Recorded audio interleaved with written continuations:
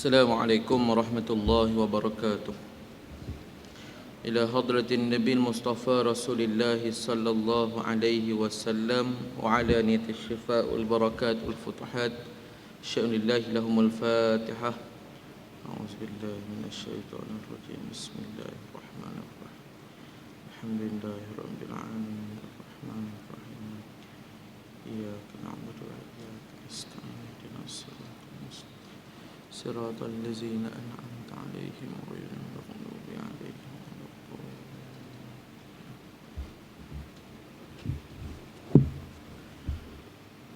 الحمد لله الذي بنعمته تتم الصالحات. أشهد أن لا إله إلا الله وحده لا شريك له وأشهد أن سيدنا ونبينا محمدا عبده ورسوله. اللهم صل وسلم وزد وبارك على سيدنا محمد وعلى آله وأصحابه ومن دعا بدعوته إلى يوم الدين. أما بعد. سبحانك لا علم لنا إلا ما علمتنا إنك أنت العليم الحكيم. رب اشرح لي صدري ويسر لي أمري واحلل عقدة من لساني يفقهوا قولي واجعل لي وزيرا من أهلي ولا حول ولا قوة إلا بالله العلي العظيم. لا حول ولا قوة إلا بالله العلي العظيم. لا حول ولا قوة إلا بالله العلي العظيم. ونسأل الله التوفيق والهداية إلى صراطك المستقيم. آمين يا رب العالمين. Sampai muka surat 36. Betul? Bab yang keempat, ma jaa fi tarajjuli Rasulillah sallallahu alaihi wasallam. Bab berkenaan dengan bab yang telah datang ia pada menyatakan menyisir ataupun menyikat rambut Rasulullah sallallahu alaihi wa alihi wasallam. An Aisyah radhiyallahu anhu qalat kuntu urajjilu ra'sa Rasulillah sallallahu alaihi wasallam wa ana haid. Sayyidatina Aisyah radhiyallahu anha menceritakan, aku pernah menyisir rambutnya Rasulullah sallallahu alaihi wasallam ketika aku sedang haid. Di sini kalau kita lihat bahawa Nabi sallallahu alaihi wasallam pernah disikat rambutnya oleh Sayyidatina Aisyah. Kenapa di-mentionkan ataupun orang panggil disebut? Kata Aisyah, pertama disebut disikat rambut. Kalau setakat, kalau kita faham secara mudahnya, sikat rambut, sikat je lah. Ya, apa masalahnya? Sebab dia isteri Nabi, dia sikat rambut Nabi, itu biasa. Tapi kenapa nak disebut wa ana haid? Dan ketika itu aku sedang haid. Di sini sebenarnya kata para ulama, ada sebabnya, iaitu kerana ahlul kitab, orang-orang yang sebelum ini, orang Yahudi terutamanya, dia menganggap orang perempuan haid ini adalah najis.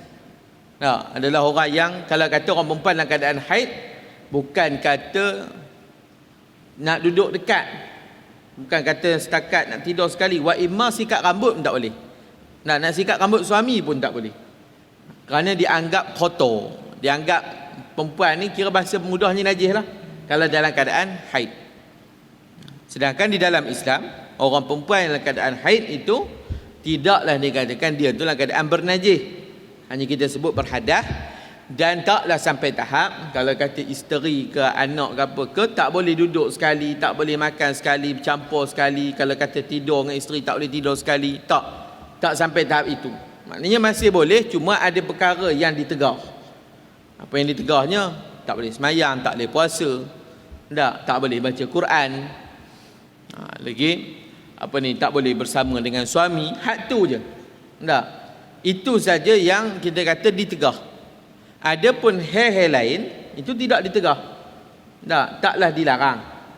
Ni yang dikatakan kenapa disebutkan juga wa ana haid. Dan juga aku ketika itu sedang haid. Malah disebut juga peristiwa ni berlaku pada bulan Ramadan. Peristiwa ni berlaku pada bulan Ramadan. Bukanlah Rasulullah ni juah sangat sampai rambut pun kita kata Aisyah kena sikat. Tidak. Sebaliknya, peristiwa ni berlaku dalam bulan Ramadan kerana 10 malam terakhir Rasulullah tak balik ke rumah.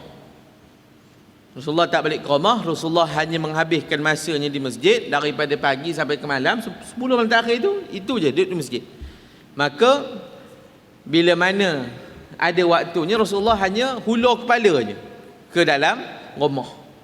Sebab rumah Nabi ni sebelah je dengan masjid. Maksudnya bukan kata sebelah, bahasa kita sebut kongsi dinding dengan masjid. Tak? Berkongsi dinding dengan masjid. Kita di Malaysia ni tak berlaku sampai tahap apa itu. Maknanya rumah dengan masjid ni berkongsi dinding. Tak? Cuma kalau tak salah saya lah, ada 2-3 tempat ikut di Malaysia ni, masjid tu berkongsi dinding dengan kedai. Itu ada. Kan? Macam di Kelantan tu ada satu masjid tengah pekan Kota Baru tu. Itu berkongsi dinding dengan kedai. Masjid An-Naim kalau tak salah. Tak? Tapi kalau dengan rumah ni tak pernah lagi lah tambah rumah, walaupun rumah quarters tok imam sekalipun. Kan, quarters tok imam pun tak boleh berkongsi dinding dengan masjid, biasa berasin. Tapi Masjid Nabawi dulu rumah Rasulullah itu di sebelah masjid.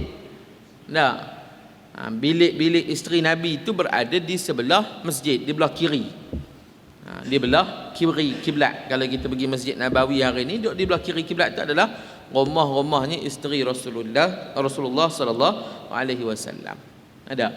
Jadi Rasulullah hanya hulur kepala dan Aisyah sikat rambut Nabi. Yang beritahu yang keduanya, Aisyah tak masuk dalam masjid untuk sikat rambut Nabi, sebaliknya hanya sikat daripada rumah. Dan ketika itu kata Aisyah, aku dalam keadaan haid. Ketika itu aku dalam keadaan haid. Itu sebab kerana apa Aisyah sebut wa ana haid.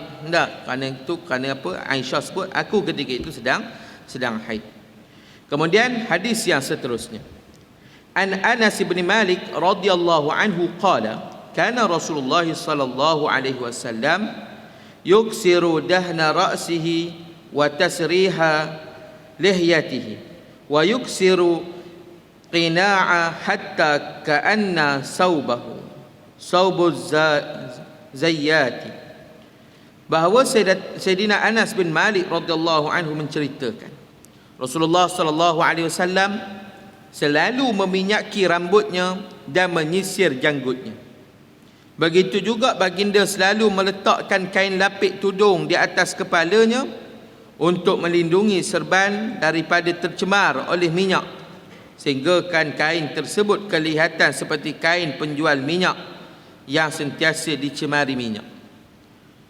Dalam hadis ni pula, Anas yang disebut sebagai khadamnya Rasulullah SAW cerita pula bahawa Nabi bukan hanya sekadar sikat rambut.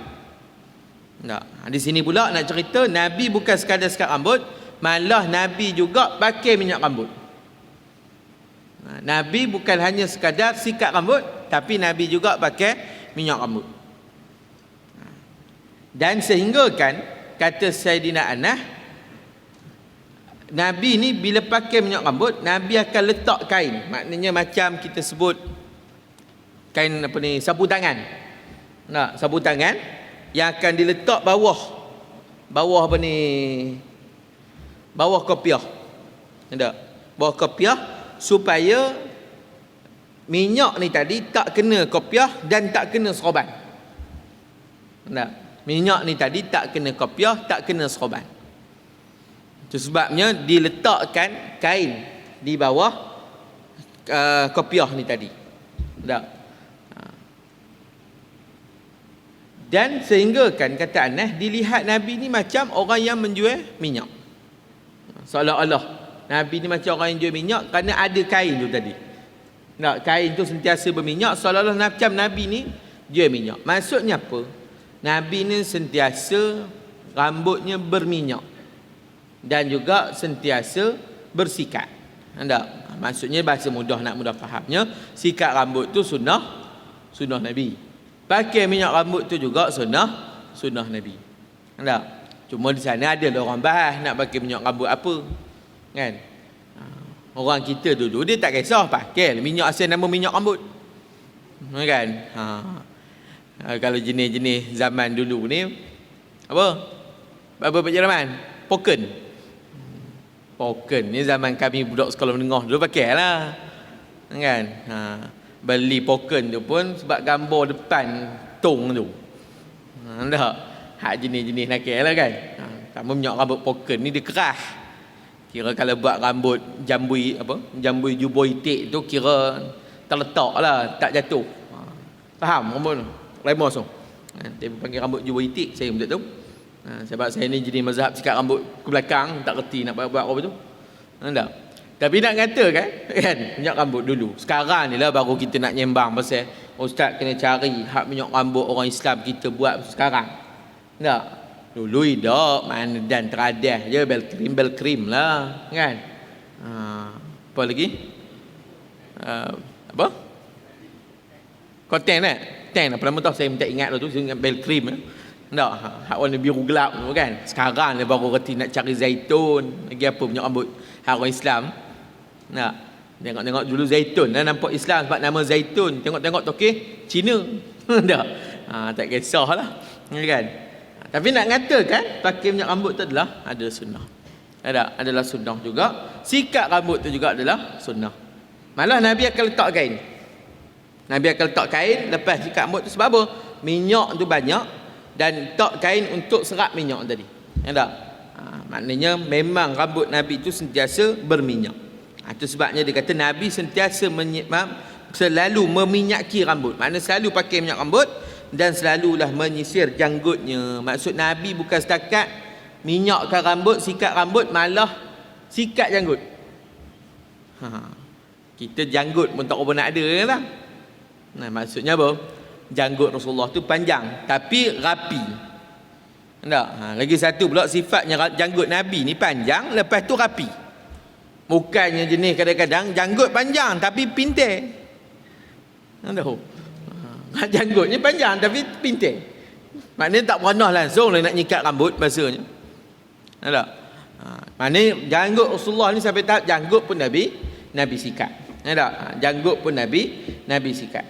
Sebab ada hadis, nanti kita akan jumpa juga hadis ni dalam bab janggut. Nabi suruh janggut tu dibiar panjang. Tu sebabnya di sana pula ada perbahasan ulama. Kita faham mazhab kita mudah, Syafi'i ni mudah. Ada janggut kira cukup lah. Maknanya ikut sunnah. Tak kisahlah panjang mana. Tak. Asalkan ada janggut. Maka ada janggut tu kalau niatnya itibak sunnah dapat pahala sunnah.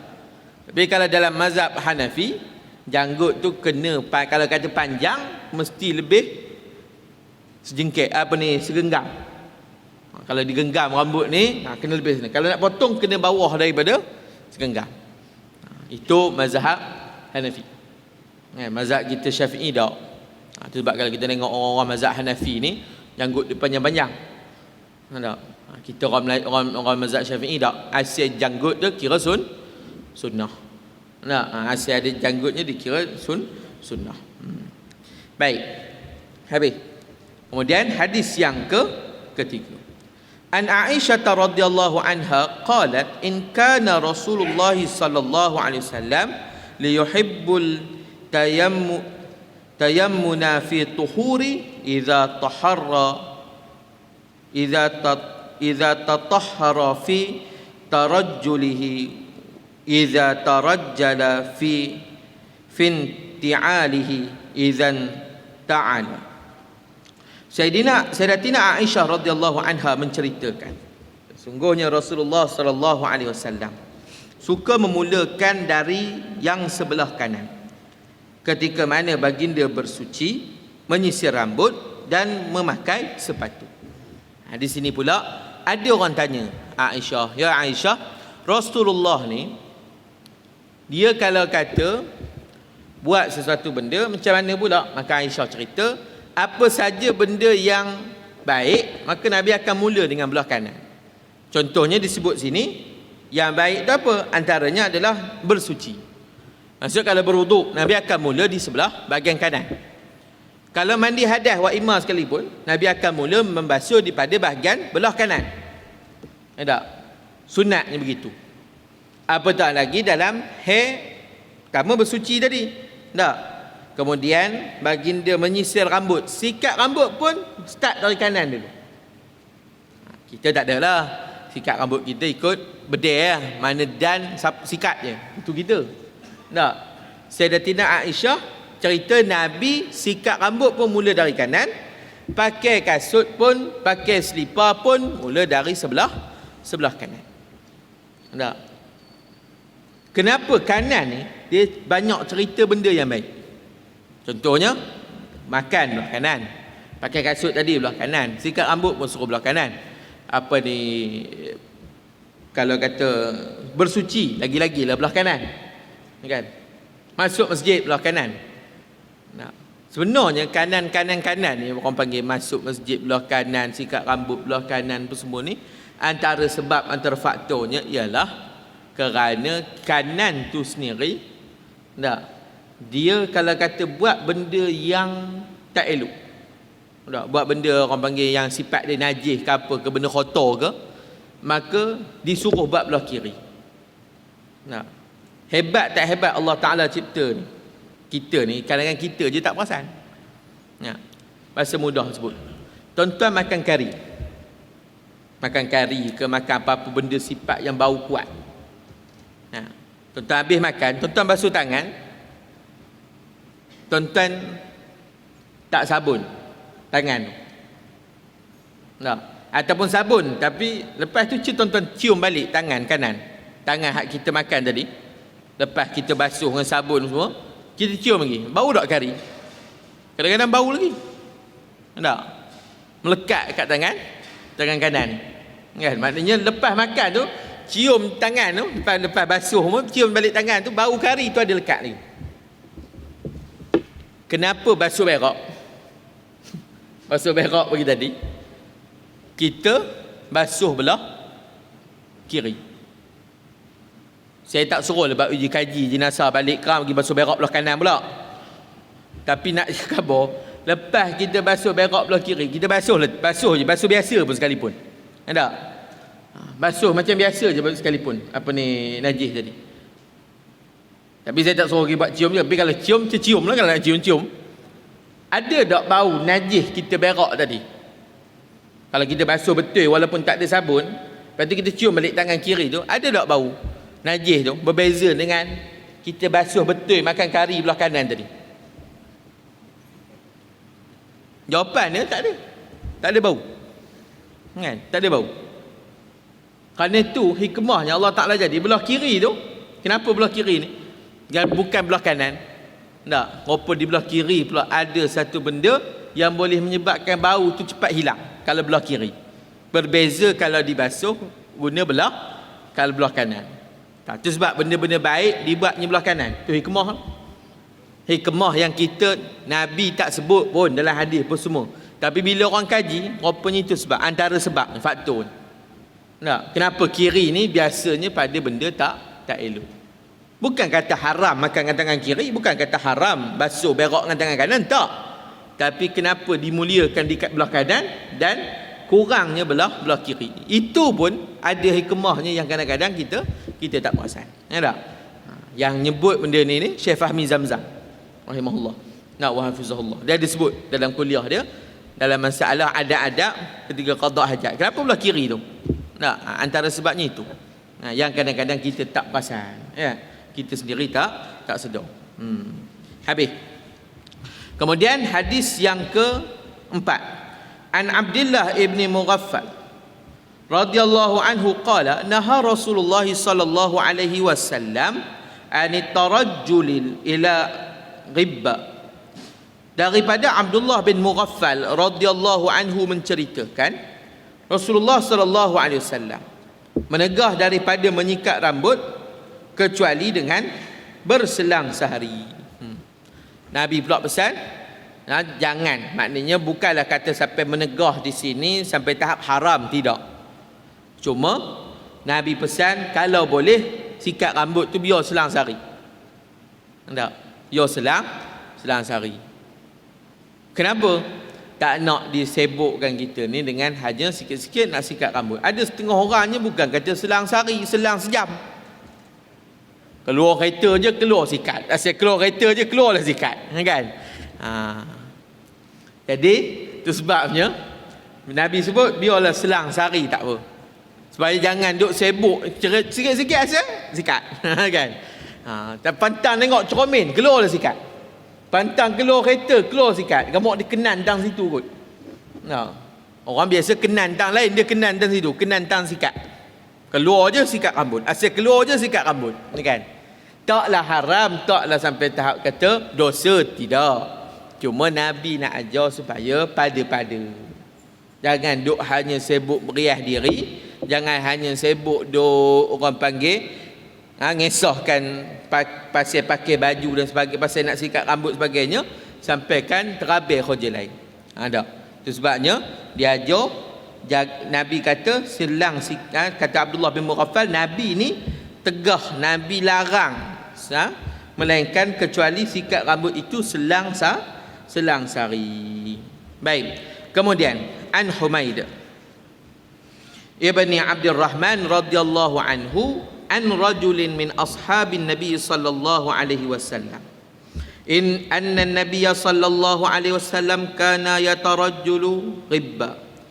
Humaid bin Abdul Rahman meriwayatkan bahawa dari seorang lelaki dari kalangan para sahabat. Dia tak sebut siapa sahabat di sini, tapi katanya sesungguhnya Nabi sallallahu alaihi wasallam adalah Nabi itu menyikat rambutnya selang-selang waktu sahaja. Maknanya bukanlah hari-hari Nabi sikat rambut, sebaliknya hanya selang-selang waktu. Kan?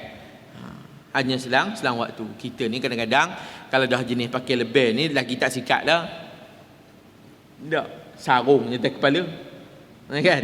Sarung tak ada dan nak sikat dah kalau jenis pakai lebih lah. Ya dah. Hak jenis 24 jam lebih. Kan? Kalau yang jenis tak ada pakai lebih ni lagi satu dia tak sikat, ngapa? Nak sikat apa? Ustaz oi, rambut pun tinggi boleh kira katanya. Kan? Nak sikat apa? Rambut hak tinggi pun boleh kira dia kata kan. Faham je ayat tu kan. Kalau rambut hak tinggi boleh kira tu, kira faham jelah. Benar tak? Baik, sebab dia tak sikat kan. Tapi kadang-kadang kita tak sikat pun pakai lebih nak sikat apa? Benar tak? Baik, kemudian tengok bab yang seterusnya. Awal lagi ni. Sikit ni.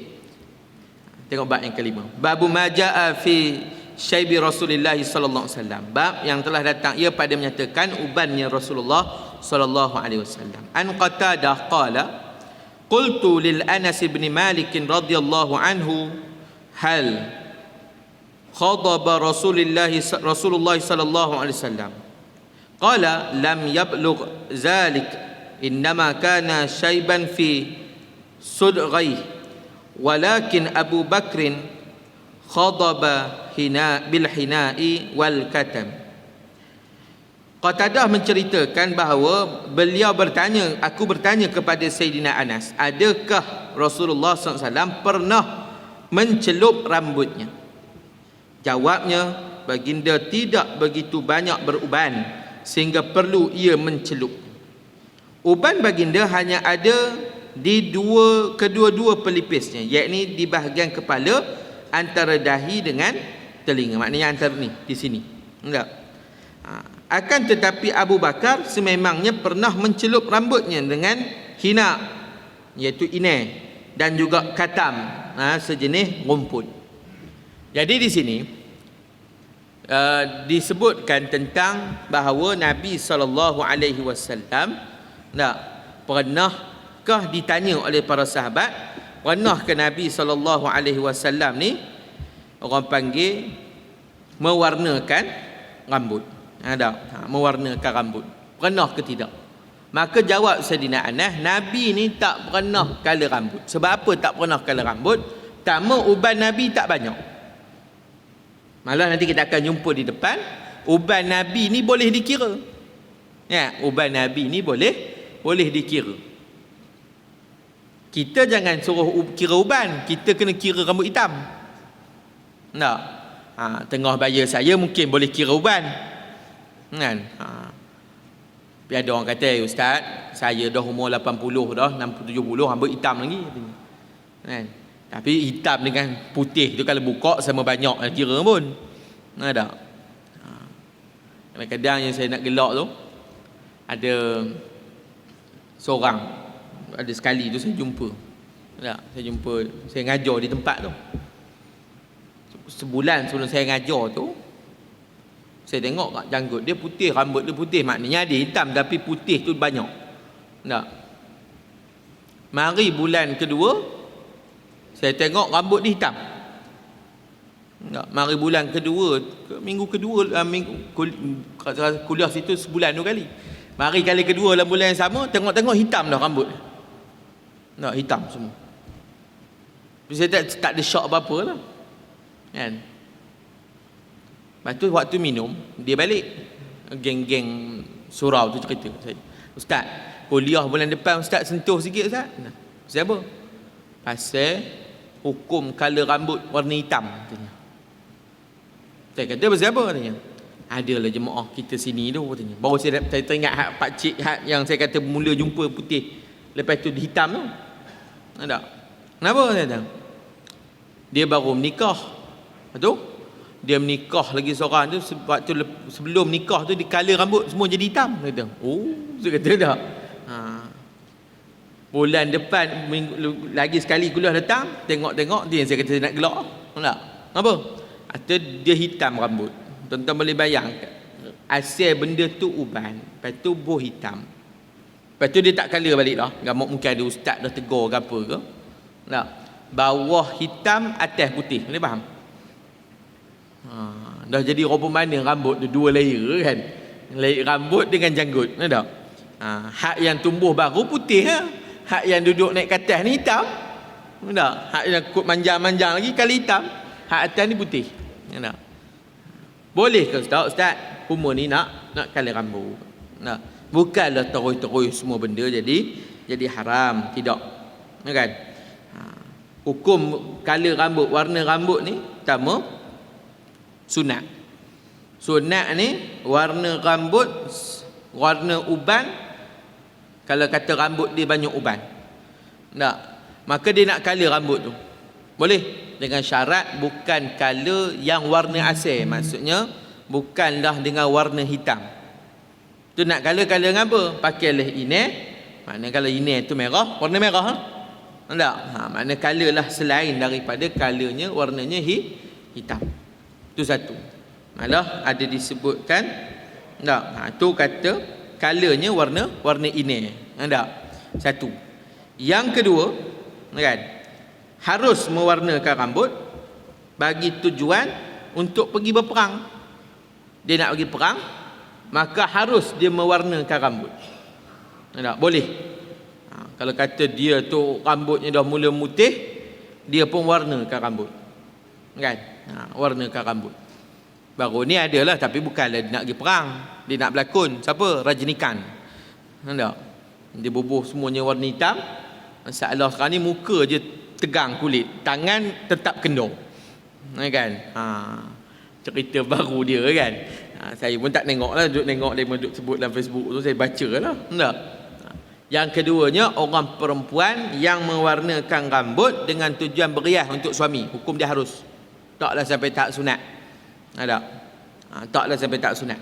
Cuma kena ingat, apa saja benda yang kita nak color rambut tadi, kena pastikan barang tersebut benda yang boleh telap air. Maksudnya ada orang panggil elemen-elemen yang macam contoh inai telap air.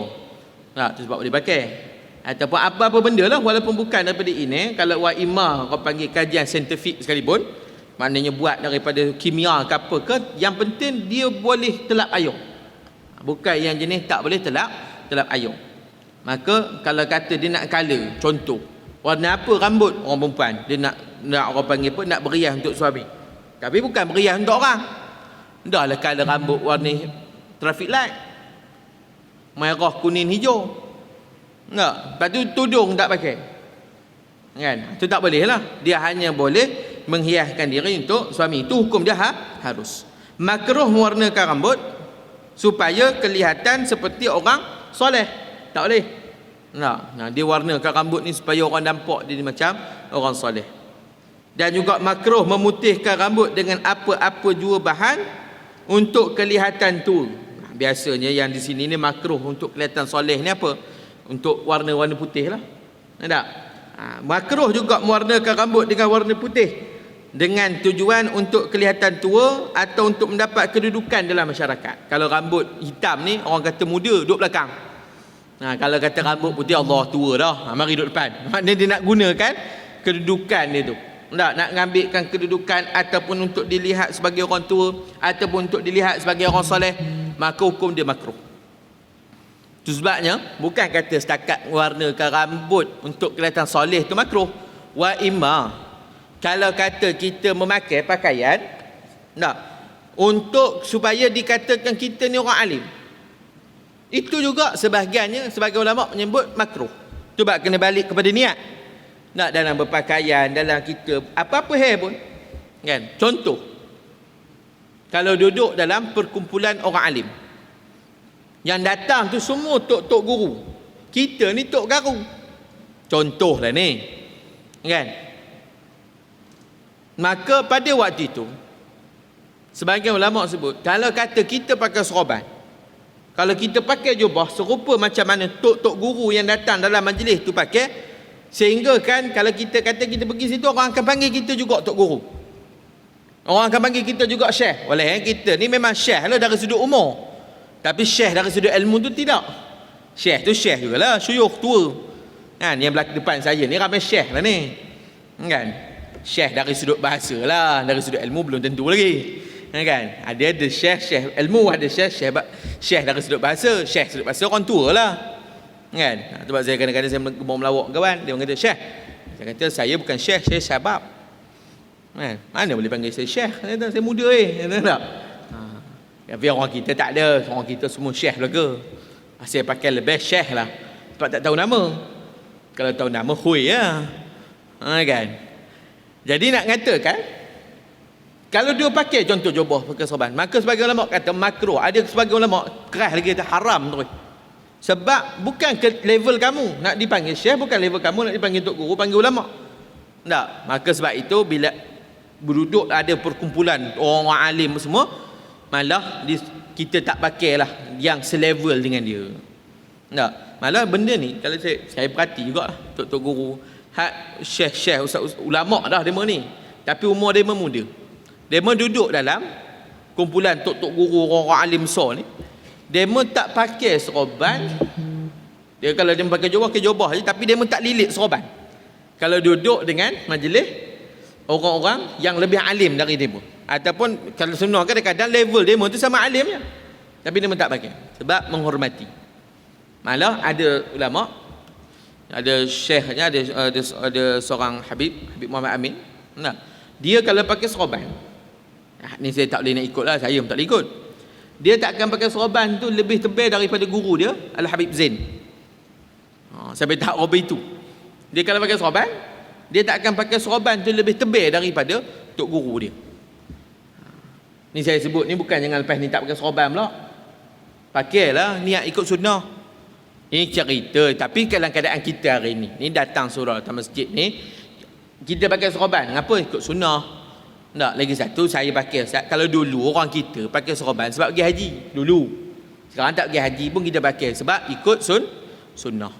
Tak? Saya dulu pernah ada seorang dia tegur saya. Dia tak tegur saya, dia tak cakap depan. Dia tengah ambil semayang, dia merungut. Waktu tu saya ke serban. Tak pergi haji lagi lah, pakai serban. Semayang kat masjid. Dia merungut. Umur muda lagi, haji tak pergi, pakai serban.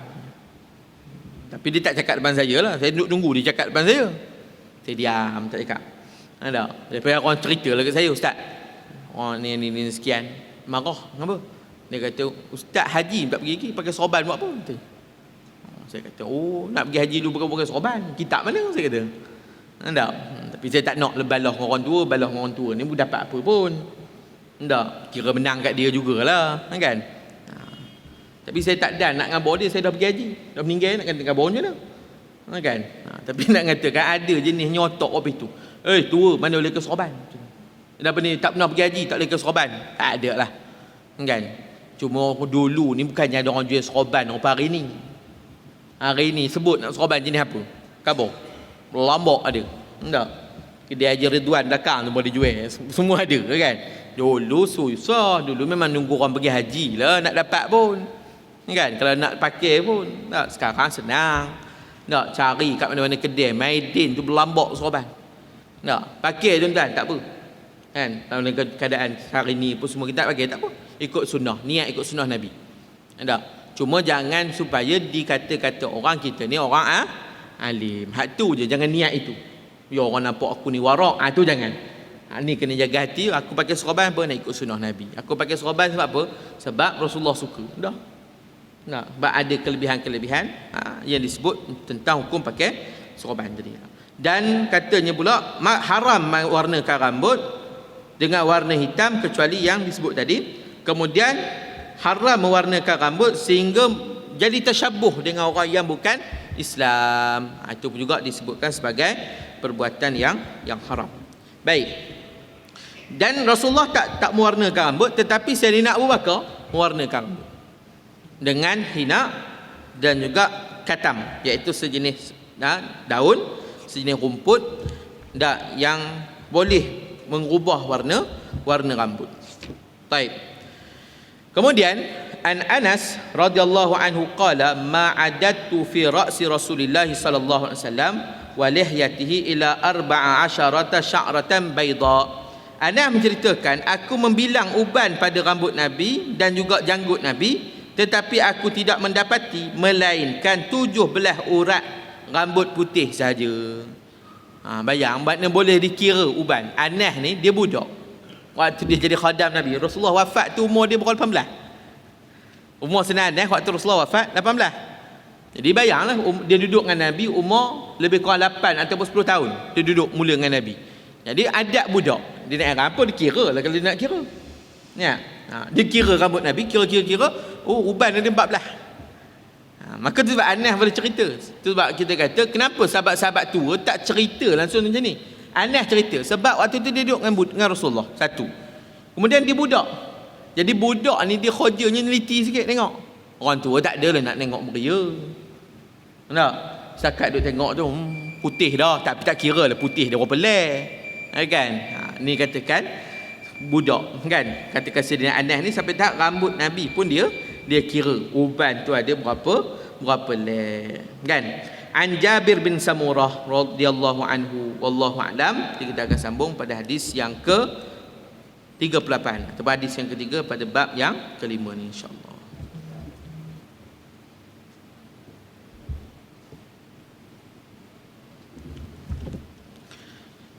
Sebelum habis dan di depan saya ni saya ada bawa kupon untuk Seriti Kuala untuk pengurusan dana pengurusan Seriti tahun depan ni. Sekepin RM10. Tak? Jadi kalau tuan-tuan berajat kita nak cari 80,000 untuk tahun depan punya pengurusan lah semua. Daripada sewanya sampai lah bayar gaji guru. Tak? Bayar gaji guru saja sebulan guru ada berapa? Guru 6. Tahun depan nak tambah lagi 2, 8. Tak? Nak naik sikit gaji dia tu. Nak buat KWSP pun semua sekali. Tak? Lebih kurang belanja guru saja dekat-dekat 10,000 sebulan. Tak? Setakat ni duduk gantung. Orang infak jugalah. Kemudian yuran budak lah. Yuran budak ni faham je lah kalau buat sekolah ni. Kan? Hak tangguh bayar, hak tak bayar, macam-macam. Jadi nak buat macam mana? Kan? Dia nak mengaji, terima jugalah. Kan? Setakat ni tak pernah buat lagi lah, buang budak sebab tak bayar yuran ni. Walaupun lambat. Ada. Kita ada yang masjid Ridwaniyah dia minta senarai tu, kita hantar 15. Sebenarnya lebih lagi lah. Tapi sebab minta 15. Kalau minta lagi banyak saya bubuh. Kalau boleh semua budak saya bubuh nama, senang. Tak? Tapi nak mengatakan yang susah ni ramai jugalah. Tak? Tambah pula tahun depan yuran nak kena naik. Terpaksa naik sebab sesi mengaji tu daripada pagi sampai ke petang. Maknanya sekali dengan kafar-kafar tu sampai pukul 4.30. Tak? Masa mula pukul 5 lah baru habis. Start pukul 7.30 pagi kelas sampai pukul 4.30 petang. Jadi cikgu-cikgunya pun kena naik juga gaji tu. Satu. Kemudiannya budak-budak tu hair makan minum, yuran pun kena naik jugalah sikit. Tak, tu pun tak cukup tuan-tuan. Tak, defisit juga. Bulan-bulan ni kalau do kira congok untuk tahun depan ni defisit setiap bulan lebih kurang 5,000, lebih kurang 5 ke 6,000 lah, lebih kurang macam tu. Tak, saya tak ingat Ustaz Omar duk kira tu kan. Tapi lebih kurang itulah 5 ke 6,000 tentulah di Fizik. Sebab kita terpaksa sewa 3 blok bangunan. Sekarang 2 tambah blok. Tak, ni sekarang tengah duk renovate semua tu. Tu pun nak cari model ke tu kan. Jadi kalau siapa yang merajat nak beri kupon pun saya terima lah. Kalau kata Ustaz tak bawa kupon, tak, duit tak bawa banyak, nak bagi RM1 2 pun saya terima lah, insyaAllah. Tak? Jadi wallahu'alam, kot setakat tu dulu. Kepada yang merajak boleh jumpa saya lepas ni lah, insyaAllah. Wallahu'alam bisawab. Al-Fatihah.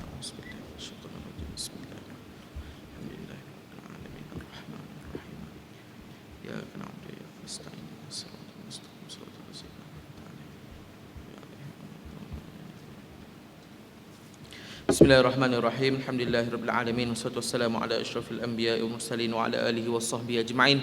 Allahumma anfa'na bima 'allimna rabbi 'allimna allazi yanfa'una rabbi faqihna faqih ahlana wa qarrabta lana fid dinina ma lakthar unsa wa zakar wa sallallahu ala nabiyyina Muhammad wa ala alihi wa baraka wasallam. Alhamdulillahirabbil alamin. Taqabbalallahu minkum.